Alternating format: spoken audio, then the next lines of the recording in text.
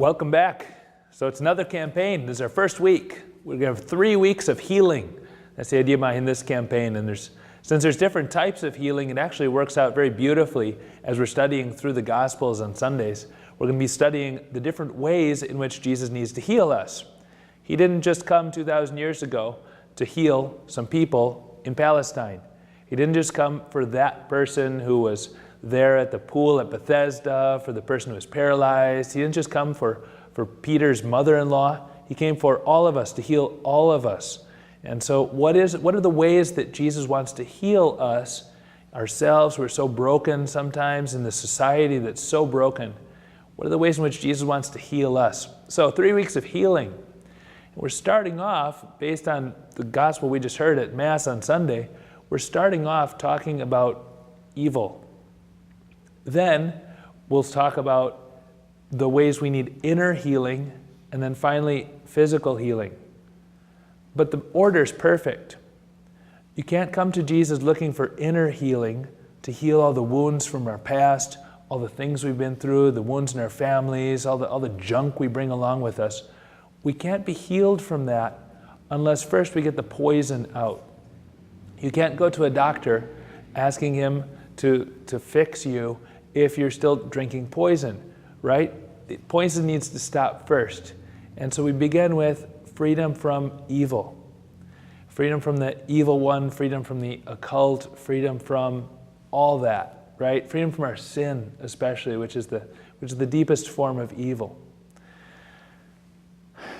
Sometimes we think of our sins as mistakes, or we think of the choices we make as mistakes, or we think of following superstition, or following all the different practices that there are in our community, in our neighborhood. We think of following other things as mistakes.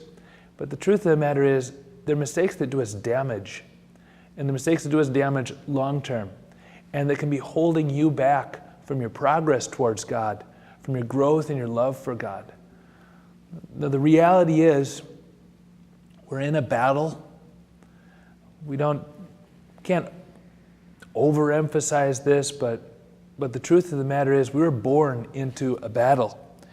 Revelation puts it this way in the book of Revelation, chapter 12. It talks about a woman, and she appears in the sky, a great sign appearing in the sky, a woman clothed with the sun, with the moon under her feet, and on her head a crown of 12 stars. The way we usually paint Mary with a crown of 12 stars, a woman clothed with the sun, with the moon under her feet. A little bit of what we see, for example, in the image of Our Lady of Guadalupe, or in the image of the Assumption that's here in our beautiful chapel. She was with child and wailed aloud in pain as she labored to give birth. But another sign appeared in the sky, a huge red dragon, 7 heads, 10 horns, and on its heads were 7 diadems. And its tail swept away 1/3 of the stars in the sky and hurled them down to the earth. And then the dragon stood before the woman about to give birth, to devour her child when she gave birth. And she gave birth to a son, a male child, destined to rule all the nations with an iron rod. It's telling the story of the battle between the devil and the woman, Mary, also kind of the church too, and her son, Jesus. It's telling the story that began in Genesis, in the very, very beginning of the Bible, Genesis chapter 3. The story of how there was a serpent that deceived a woman. And we're all her children. We're all her children in sin, children of Eve. And so it continues, as the story continues, it says that war broke out in heaven.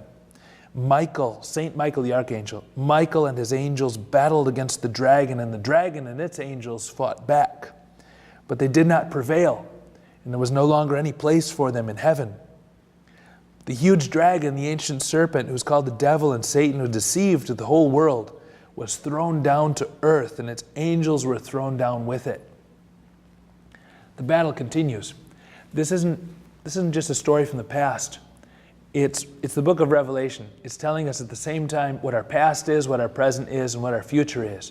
It's all kind of wrapped up together. And as the story continues a little farther on, as the woman escapes from the dragon, it says this: the dragon became angry with the woman, since it's escaped her, and he went off to wage war against the rest of her offspring, those who keep God's commandments and bear witness to Jesus. The dragon's waging war on us right now. The dragon's waging war on us because we're the offspring of the woman too, because we are the ones who keep God's commandments and bear witness to Jesus. Jesus talks about the reality of the devil, of Satan. He talks about the reality of temptation all the time in the Gospels.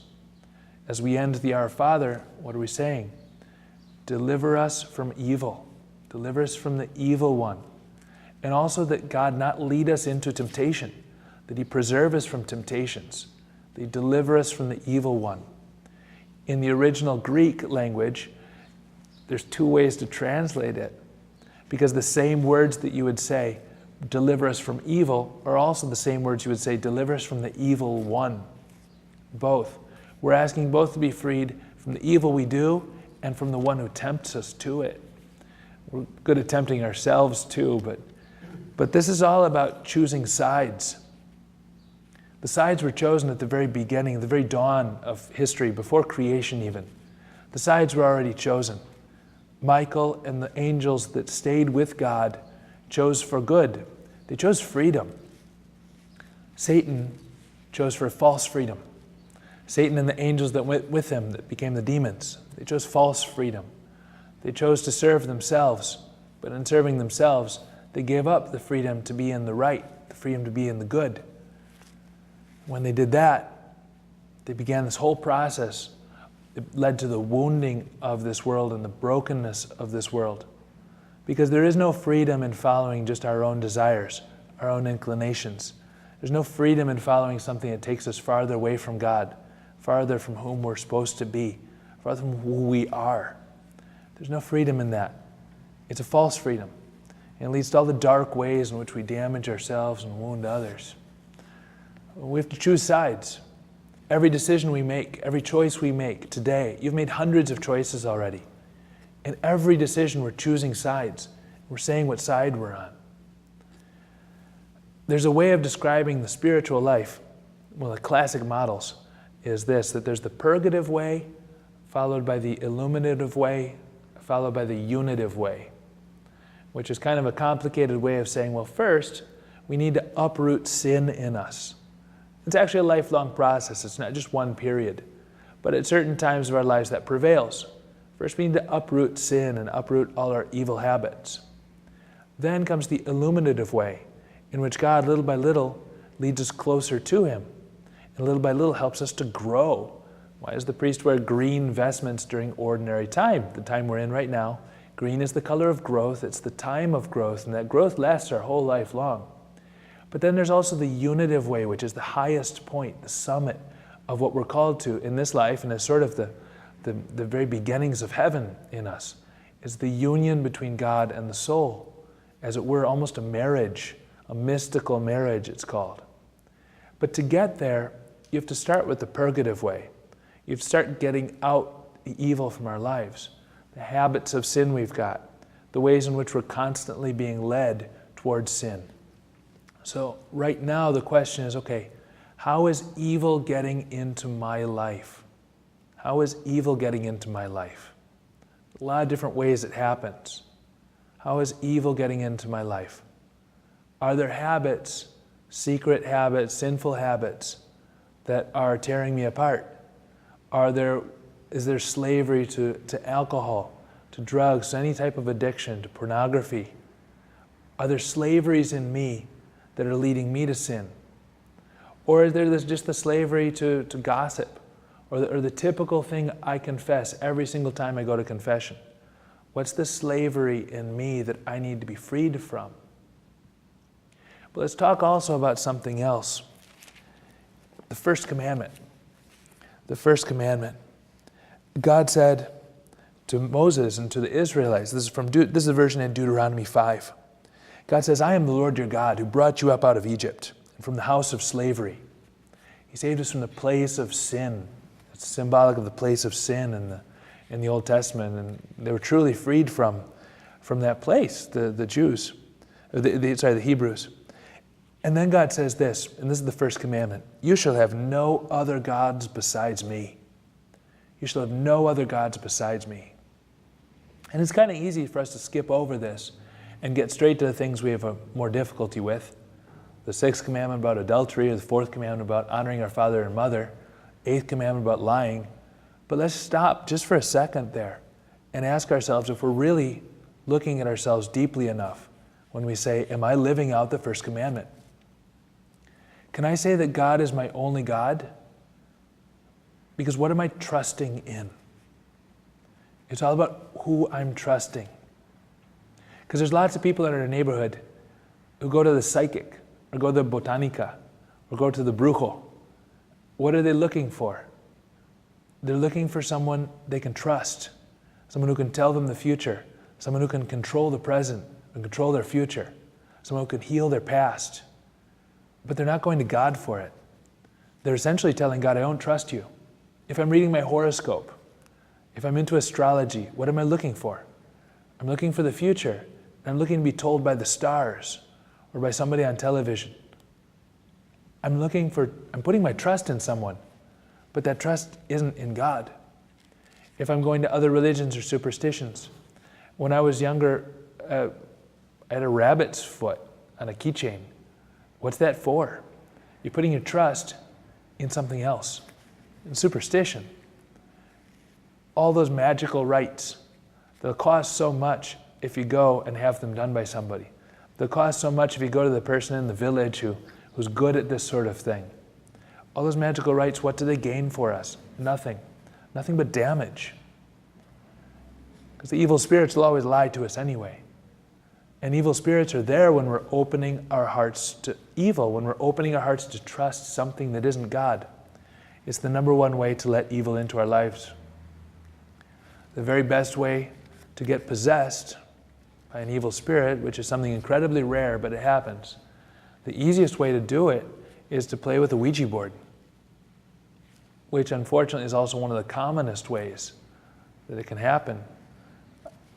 Right before Christmas, I was at a Toys R Us looking for some, anyway, if you're in youth ministry, you go to Toys R Us at weird times and things like that, right?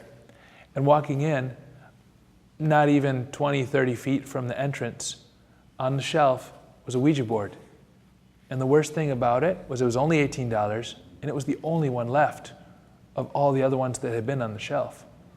So those are going into kids' homes so that they can play with something that appears to be a game, but is a method for invoking evil spirits. This stuff's real. We shouldn't overemphasize it. The point of our lives and the reason we come to church isn't fear. We're not running away from the evil one. We're not running to God from the evil one. But we need to be freed from his influence in order for us to grow as children of God and to let God's influence in, to be filled up with God instead of him. So in whatever way we're enslaved, temptation, superstition, whatever, confession is the number one answer. And maybe there's sins in your past that still need to be confessed, things you hadn't even realized were sins. Spending time with horoscopes or psychics or tarot cards or anything like that. Spending time with the New Age or Feng Shui or anything that's out there, right? Any way in which I'm sort of getting in touch with the spiritual world that isn't the ways that God has given us to get in touch with him, that isn't prayer and trust in him. So our choice is for freedom or for slavery. Freedom as children or slavery to things that aren't God. And anything in us that's still enslaved has to be renounced.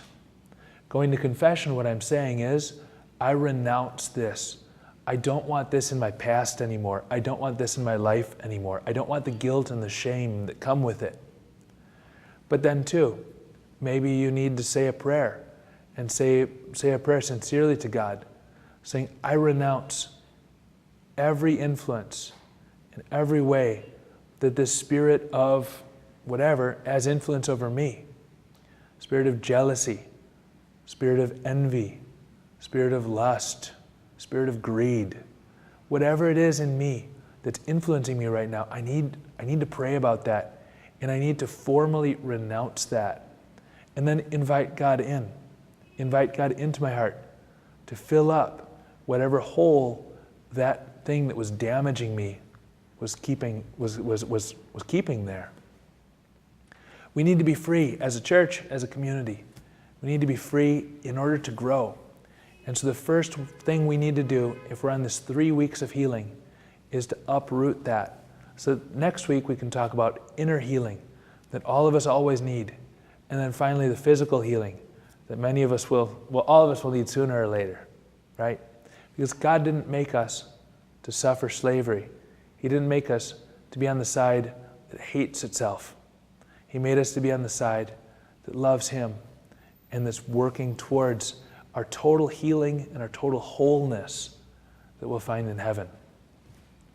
So why don't you say a prayer right now in your group together before you get into the discussion, and ask God to enlighten you all to the many ways in which, well, evil can have influence on us, and help us all to be really honest with ourselves.